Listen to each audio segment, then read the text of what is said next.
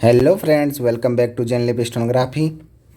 Dictation start होगी 3 second बाद। Start. मुख्य धारा मीडिया के समांतर सोशल मीडिया पर सूचना का विशाल संसार निरंतर रचा जाता और प्रसारित होता रहता है।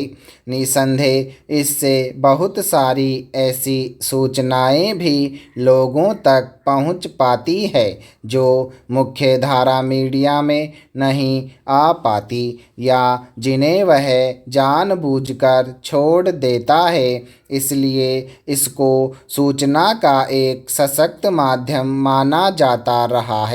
मगर पिछले कुछ सालों से सोशल मीडिया मंचों पर जिस तरह की निरंकुशता दिखाई देने लगी है वह सचमुच चिंता का विषय है।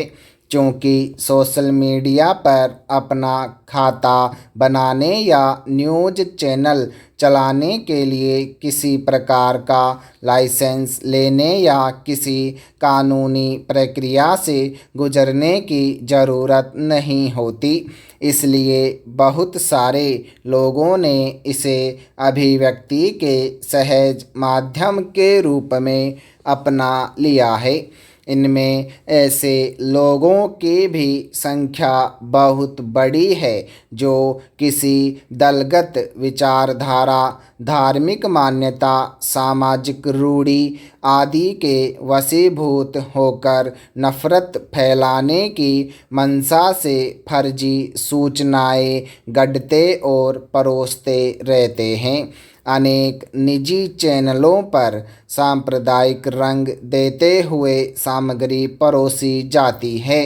इसे लेकर सर्वोच्च न्यायालय में एक याचिका दायर की गई थी जिस पर सुनवाई करते हुए स्वाभाविक ही अदालत ने गहरी चिंता जताई है।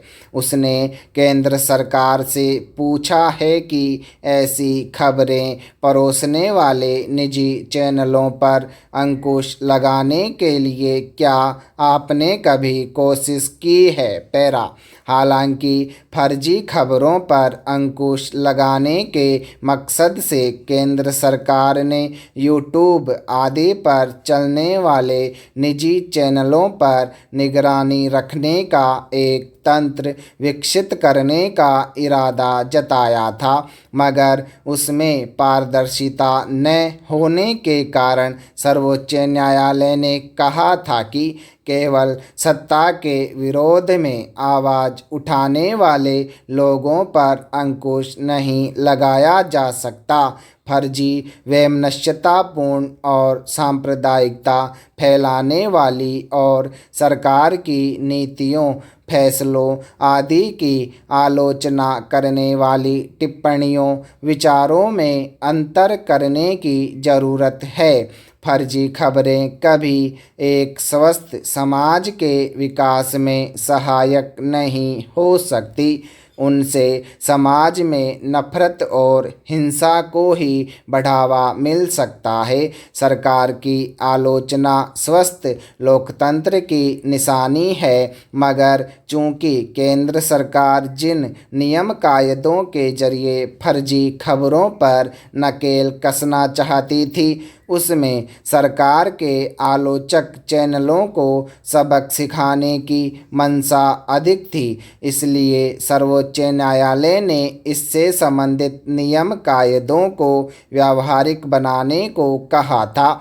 हालांकि तब अदालत ने जोर देकर कहा था कि मीडिया प्रिंट, इलेक्ट्रॉनिक और सोशल मीडिया को अधिक जिम्मेदारी से अपने कर्तव्यों का पालन करने की ज़रूरत है। बिना खबरों की पुष्टि के उन्हें छापने, प्रसारित करने, उन पर टिप्पणी करने से परहेज करना चाहिए।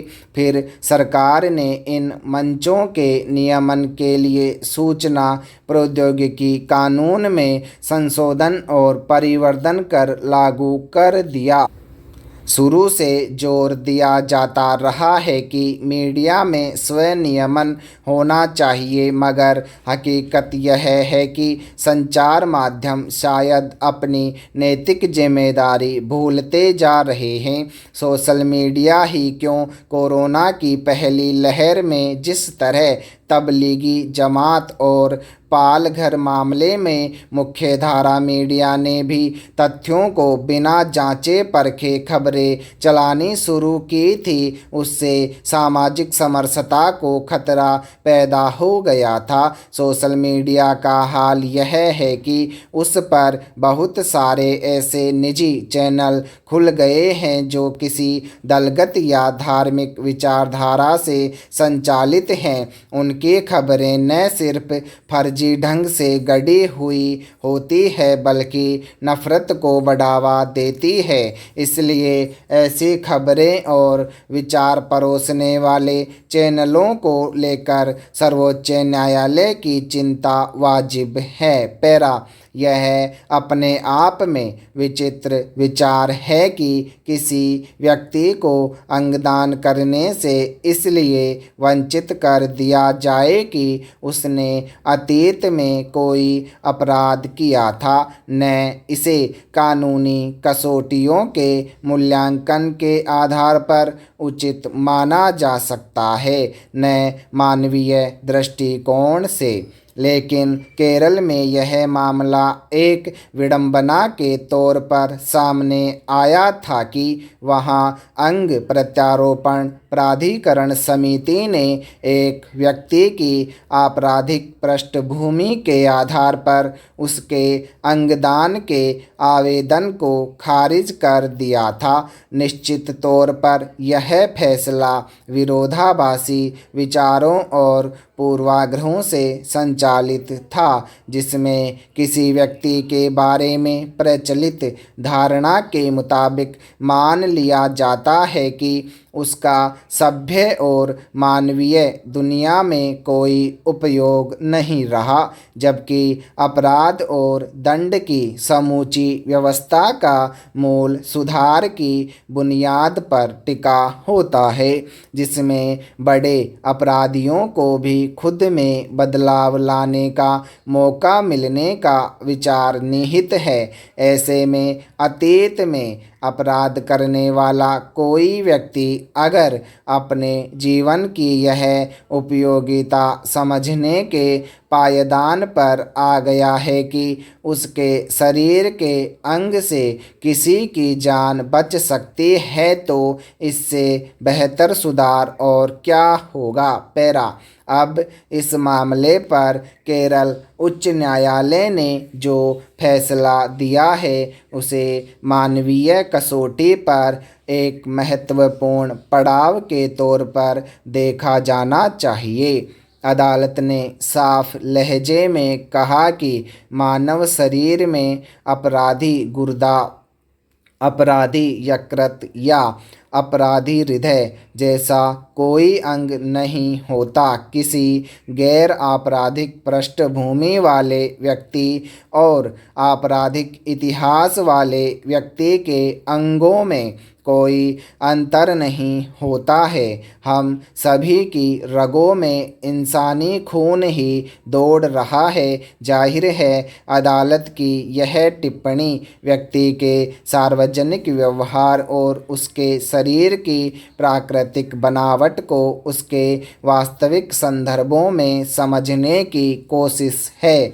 यह ध्यान रखने की ज़रूरत है कि अगर कोई व्यक्ति आपराधिक वृत्तियों में लिप्त रहता है तो यह उसकी संगति, मानसिकता और विचार के कारण होता है। इसमें उसका शरीर या उसके अंग केवल संचालित पुर्जे की भूमिका में होते हैं। जीवित शरीर में अंगों का काम विचार को संचालित करना नहीं होता, वे प्राकृतिक रूप में सिर्फ जीवन को सक्रिय रखने की भूमिका में होते हैं। इसलिए अगर किसी आपराधिक आपराधिक पृष्ठभूमि के व्यक्ति का कोई अंग किसी अन्य जरूरतमंद में प्रत्यारोपित कर दिया जाता है तो वह जीवन का वाहक बनेगा, न कि अपने पूर्व शरीर के